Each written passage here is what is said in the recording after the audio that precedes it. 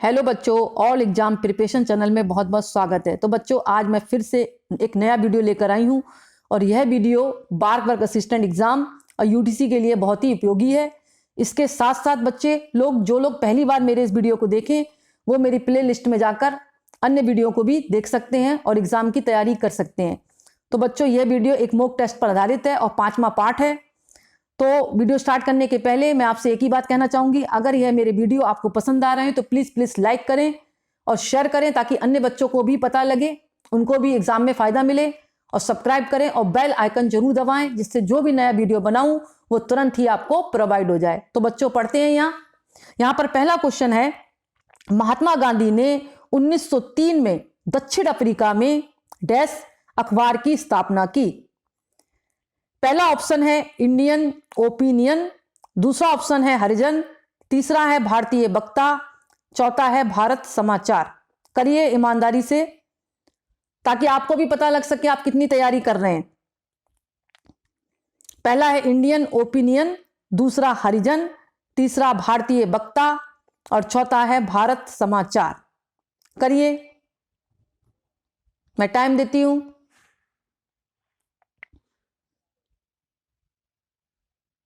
ठीक है बच्चों, मैं इसका आंसर बताती हूं। इसका आंसर है पहला वाला, इंडियन ओपिनियन।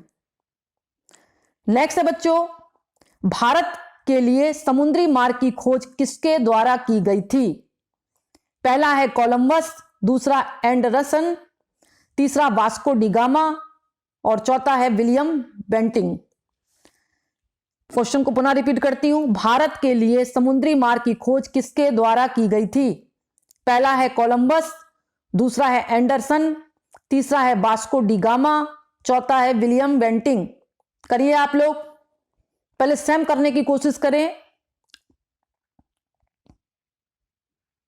ठीक है बच्चों, मैं इसका आंसर बताती हूं। इसका आंसर है वास्को डी गामा। नेक्स्ट है बच्चों, पानीपत का तीसरा युद्ध हुआ कब हुआ था।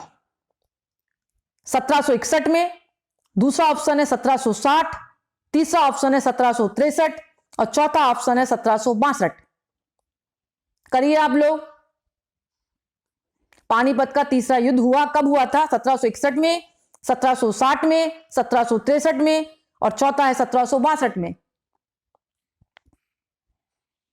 ठीक है बच्चों, मैं इसका आंसर बताती हूं। इसका आंसर है पहला वाला, 1761। नेक्स्ट है बच्चों, उस व्यक्ति का नाम बताइए जिसे देशबंधु के नाम से भी जाना जाता है। उस व्यक्ति का, सॉरी बच्चों यहां वस्तु बोल दिया था मैंने। उस व्यक्ति का नाम बताइए जिसे देशबंधु के नाम से भी जाना जाता है।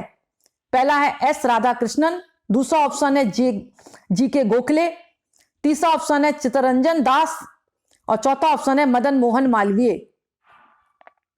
पहला ऑप्शन क्या है, एस राधाकृष्णन, दूसरा ऑप्शन है जी के गोखले और तीसरा ऑप्शन है चित्तरंजन दास और चौथा ऑप्शन है मदन मोहन मालवीय। यानी उस व्यक्ति का नाम बताइए जिसे देशबंधु के नाम से जाना जाता है। करिए आप लोग पहले। ठीक है बच्चों, इसका आंसर बताती हूं मैं। इसका आंसर है तीसरा ऑप्शन, चित्तरंजन दास। चित्तरंजन दास। नेक्स्ट है बच्चों, विश्व पर्यावरण दिवस के रूप में किस दिन मनाया जाता है। विश्व पर्यावरण दिवस के रूप में किस दिन मनाया जाता है, कौन सी तारीख को मनाया जाता है मतलब। पहला है 5 जून, दूसरा है 8 जून, तीसरा है 5 अप्रैल और चौथा ऑप्शन है 21 अप्रैल। करिए आप लोग। ठीक है बच्चों, मैं बताती हूं इसका आंसर। इसका आंसर है 5 जून। नेक्स्ट है बच्चों, भारतीय संविधान के पिता के रूप में किसे जाना जाता है। बी आर अम्बेडकर को, दूसरा ऑप्शन है रविंद्रनाथ टैगोर, तीसरा है सरदार वल्लभ भाई पटेल, चौथा है जवाहरलाल नेहरू। भारतीय संविधान के पिता के रूप में किसे जाना जाता है। बी आर अम्बेडकर, रविंद्रनाथ टैगोर, तीसरा है सरदार वल्लभ भाई पटेल, चौथा है जवाहरलाल नेहरू। करिए आप लोग, आपको ईमानदारी से करेंगे तो आपको पता लगेगा कितनी तैयारी हो रही है। ठीक है बच्चों, इसको बताती हूं मैं। इसका आंसर है बी आर अम्बेडकर, पहला वाला option B R Ambedkar.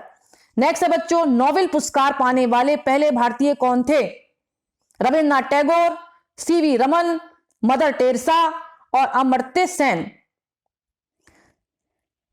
Nobel पुरस्कार पाने वाले पहले भारतीय कौन थे?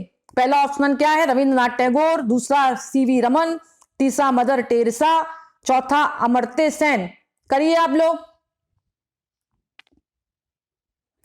ठीक है बच्चों, इसका आंसर बताती हूं मैं। इसका आंसर है पहला वाला, रविन्द्रनाथ टैगोर। नेक्स्ट है बच्चों, 1 दिसंबर को दुनिया भर में डैश के रूप में मनाया जाता है? पहला विश्व स्वास्थ्य दिवस, दूसरा विश्व एड्स दिवस, तीसरा विश्व मानवाधिकार दिवस, चौथा विश्व पर्यावरण दिवस।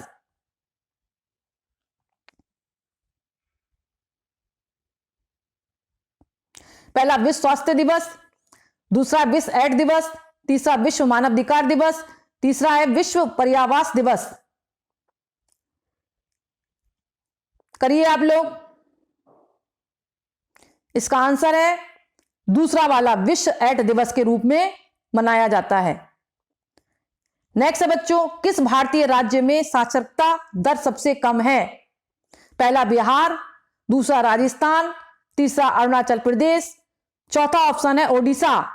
यानी किस भारतीय राज्य में साक्षरता दर सबसे कम है? बिहार, राजस्थान, अरुणाचल प्रदेश, ओडिशा। पहले करिए अपने आप। ठीक है बच्चों, इसका आंसर बताती हूं। इसका आंसर है पहला वाला, बिहार में साक्षरता दर सबसे कम है। नेक्स्ट है बच्चों, उस नदी का नाम बताइए जिसे दक्षिण गंगा भी कहा जाता है? गोदावरी को, दूसरा कृष्णा, तीसरा कावेरी या इनमें से कोई नहीं? उस नदी का नाम बताइए जिसे दक्षिण की गंगा कहा जाता है? गोदावरी, कृष्णा, कावेरी, इनमें से कोई नहीं? मैं समय दे रही हूं, करिए फटाफट। ठीक है बच्चों, इसका आंसर बताती हूं, कावेरी। नेक्स्ट है बच्चों, भारत के उच्च न्यायालय की पहली महिला मुख्य न्यायाधीश थी? फातिमा बीबी, दूसरा रूमा पाल, तीसरा लीला सेठ, चौथा इनमें से कोई नहीं? भारत के उच्च न्यायालय की पहली महिला मुख्य न्यायाधीश थी? पहला फातिमा बीबी, दूसरा रूमा पाल, तीसरा लीला सेठ, चौथा इनमें से कोई नहीं? करिए आप लोग पहले।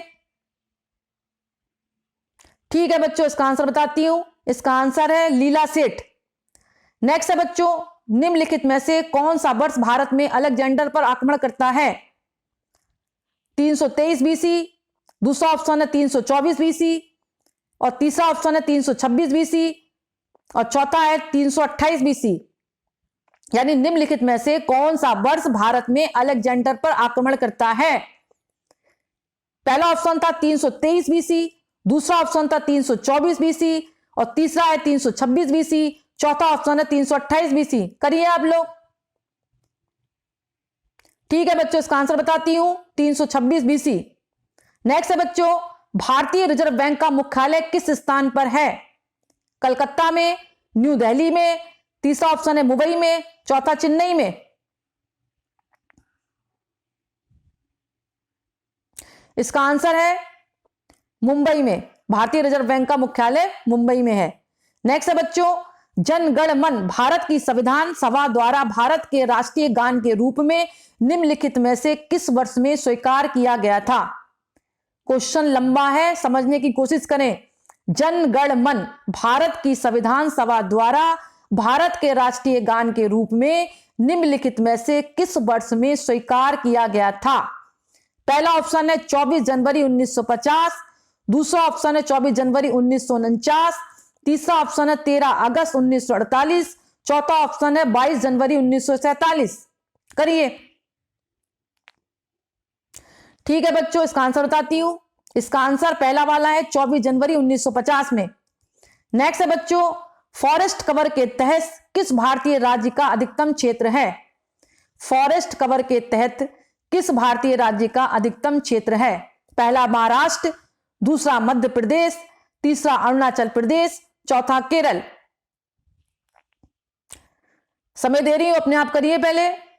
फॉरेस्ट कवर के तहत किस भारतीय राज्य का अधिकतम क्षेत्र है? महाराष्ट्र, मध्य प्रदेश, अरुणाचल प्रदेश, चौथा केरल। ठीक है बच्चों, इसका आंसर बताती हूं। इसका आंसर है दूसरा वाला, मध्य प्रदेश। तो बच्चों आज का वीडियो मैं यही समाप्त करती हूं, और समाप्त करने के पहले मैं आपसे एक बात कहना चाहूंगी, अपनी तैयारी मन लगा कर करिए, दृढ़ निश्चय के साथ करिए कि हमें क्वालिफाइड ही होना है। और मेरे मॉक टेस्ट आपके एग्जाम के लिए बहुत ही यूजफुल रहेंगे, और विशेषकर मैंने आपको जैसे बताया है बार्क वर्क असिस्टेंट एग्जाम और यूडीसी के लिए बहुत ही उपयोगी है।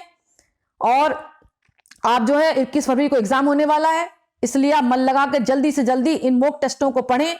और जो बच्चे पहली बार देख रहे हैं वो मेरी प्लेलिस्ट में जाकर भी देख सकते हैं। धन्यवाद बच्चों।